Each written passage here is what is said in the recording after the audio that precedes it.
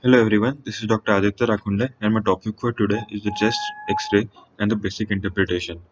So the various indications for the chest radiograph are for the evaluation of the symptoms like the shortness of the breath, chest pain, cough, unexplained weight loss, fever, or for to check the placement of the tubes such as the nasogastric tube or the endotracheal tube. So whenever a patient is referred for the chest X-ray, this is a normal X-ray tube through which the X-rays are passed in the form of the high velocity protons. This is the detector in which the cassette is placed. In a normal PA view, the anterior of the patient is facing towards the cassette. So we ask the patient to have its arm over the hips so that the scapula is placed more laterally. So, how does a chest X-ray looks like? The most radiolucent, that is on the darker side, it is formed or it is of the air, and subsequent on the radio opaque side at the whiter side, which is formed subsequently by the fluid and the soft tissues, then by the bones, and subsequently by the metal. And the factors which determines the various brightness on the X-ray tube are the density of the structure, the thickness of the structure, and the duration of the. So finally, we get this radiograph in which most of the radiolucency is formed by the air, which is the air fluid lung. Then the more radio opaque are the heart and the soft tissues. Finally, are the bones, which are the most radio opaque of them all. So this is a normal chest radiograph in which the right side of the patient, this is the right side of the patient, this is the left side. The right side is on the left side of the screen in the peer view. So, in the assessment of the normal chest radiograph, we first this is the protocol which we follow, in which first we assess the technical quality of the radiograph, then we assess for the airway, then we see the bones, then we see the cardiac silhouette, then diaphragm, and then for pleural diffusion, and finally we see the lung fields. So, this is the stepwise approach that we can follow. So, we will see one by one. We will see all the aspects. So in the this is a normal exposure of a chest radiograph in which all the fine markings and all the hilar vessel can be properly visualized and the bony marking can be properly visualized. Subsequently, but if the exposure is too high or too low, we get this two kind of films. In an overexposed exposure X-ray, the bony margins cannot be properly visualized and the fine markings of the vessels can also be not visualized. And only a radiolucent air-filled structure can be seen. So this is not this may help to detect many of the diseases. While this is an underexposed X-ray, which is more towards the brighter side. This is also not a good X-ray. Then we see for the rotation of the patient. Normally, the spinous process of the vertebral body should be equidistant from the medial end of the clavicle. If any of the distance is more than the other side, we call it to be the right or the left rotated X-ray. It causes unwanted variation of the in the radiograph. Then we see if the patient is radiograph is in the inspiratory phase or the expiratory phase. So normally, the if the posterior ribs should be more than 9 to 10 in the radiograph, and the anterior ribs should be 6 in the mid clavicular region. If the anterior ribs are less than 6 in the film, we say it to be in the expiratory phase. The radiograph is in the expiratory. Then in the assessment of the airways, this is in the midline. In the airway is the trachea, which is in the midline. Then subsequently it divides into the right and the left main bronchus. So this is visualized here. The left main bronchus is more horizontal as compared to the right main bronchus.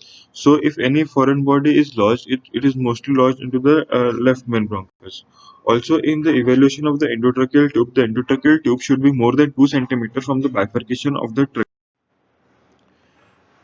So the air, these are the various surgical emergencies in which the air is in the inappropriate site. In the pneumothorax, the lung margins cannot be visualized, and only radiolucency is noted in the left chest region. So this is a left pneumothorax. Subsequently, here in the we can see the air in the mediastinum. This is the pneumomediastinum. Here in the below the diaphragm region, we can see the air. This is the pneumoperitoneum, and here in the subcutaneous plane, we can see the air. So this is the subcutaneous emphysema. All of them are the surgical emergency and should not be based on the. Also, the trachea can be bent towards one side because of the mass. So we should assess this in the normal assessment of our airways. Then we comes towards the bony anatomy. Four types of bone can be visualized on the X-ray.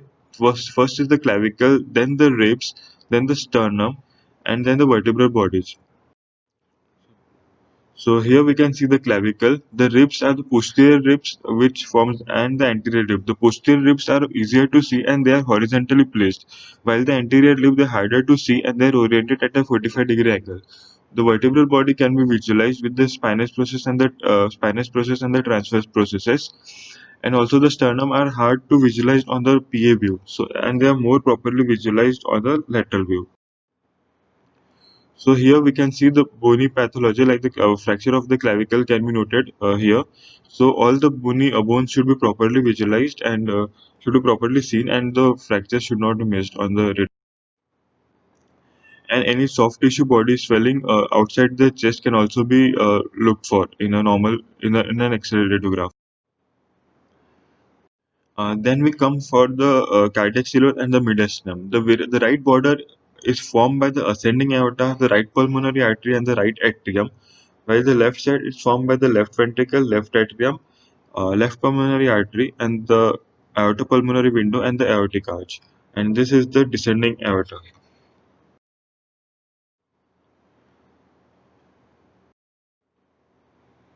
So here the right margin of the heart is most on the radiograph is formed by the right atrium, while the left border is formed by the left ventricle. The normal ratio of the heart with respect to the thorax is should be less than 50 percentage. If it is more than 50 percentage, the cardiothoracic ratio, if it is more than 50%, we call it as the cardiomegaly. Then we come to the assessment of the diaphragm and the pleura. This is the right hemidiaphragm and this is the left hemidiaphragm. Both the hemidiaphragm they are usually not flat, and the right hemidiaphragm is slightly higher in position as compared to the left one. And in the lateral radiograph, they are mostly superimposed over each other. As we can see, this is the right hemidiaphragm placed slightly, which is slightly higher as compared to the left one, left hemidiaphragm.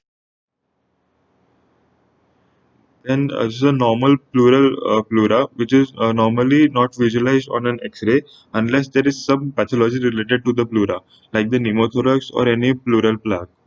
Then these are the costophrenic angles. This is the right costophrenic angle and this is the left costophrenic angle. The costophrenic angle are mostly obscured when there is a fluid within the pleural cavity in the cases of the pleural effusion. Normally, up to 300 to 500 ml of the fluid must be present if to be visualized on an erect PA chest radiograph. Um, Normally, this is a symmetrical hemidiaphragm, while this is an non-symmetric hemidiaphragm, and the distance between the two two should not exceed more than 1.5. Should not exceed more than 1. Then this is the normal air within, can be seen in below the left hemidiaphragm, which is the normal gastric bubble or the intestinal gas. Then we come towards the visual anatomy of the lungs. First, we see the fissure. In the right lung, there are two fissures: the horizontal fissure and the oblique fissure. While in the left side, there is an only oblique fissure. Normally, the horizontal fissure is visualized on a PA wave as they are mostly parallel to the X-ray beam.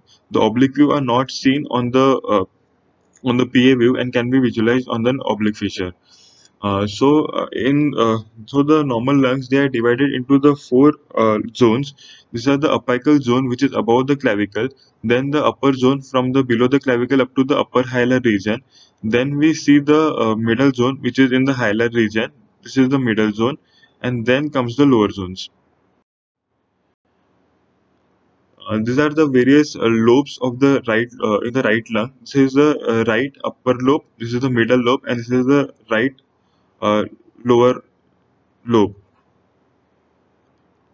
They are mostly superimposed over each other, and any pathology cannot be properly differentiated on an X-ray.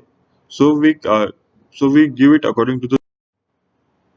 While in the left lung, this is the left lower lobe, and this is the left upper lobe, which are divided by the obliques, which are divided by the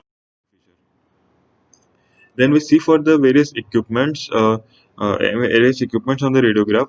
This is the endotracheal tube, which is in the trachea, and the distance should be more than 2 centimeters from the bifurcation of the trachea. Then the nasogastric tube, the end should be in the gastric, in the stomach.